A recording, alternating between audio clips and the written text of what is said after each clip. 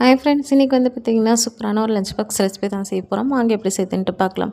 அதுக்கு ஒரு கடாயில் எண்ணெய் சேர்த்து எண்ணெய் சூடானதுமே அதில் கொஞ்சமாக கடுகு சேர்த்து கடுகு பொரிஞ்சதுக்கப்புறமா வெங்காயத்தை வந்து சேர்த்துக்கலாம். வெங்காயம் கண்ணாடி பதம் வந்ததுக்கப்புறமா இஞ்சி பூண்டு பேஸ்ட்டு வந்து சேர்த்து நல்லா வதக்கிக்கோங்க.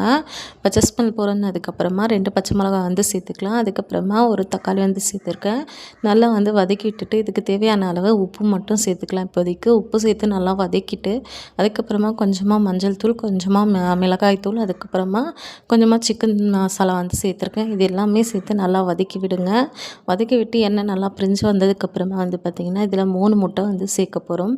முட்டையை சேர்த்து நல்லா வந்து கிளறி விட்டுக்கோங்க. முட்டை வந்து கொஞ்சம் பெருசாகவே இருக்கட்டும், ரொம்ப வந்து மிக்ஸ் பண்ணிடாதீங்க. நல்லா மிக்ஸ் பண்ணிவிட்டு அதுக்கப்புறமா நம்ம வடித்து வச்சுருக்க சாதத்தை வந்து இதில் சேர்த்துக்கலாம். கடைசியாக வந்து பார்த்திங்கன்னா சாதம் சேர்க்கும்போது இதில் மிளகாய் தூளும் கொத்தமல்லியும் வந்து சேர்த்துக்கோங்க. சாதம் வந்து சூப்பராக இருக்கும். சேர்த்து நல்லா மிக்ஸ் பண்ணி இறக்கினீங்கன்னா சூப்பரான லஞ்ச் பாக்ஸ்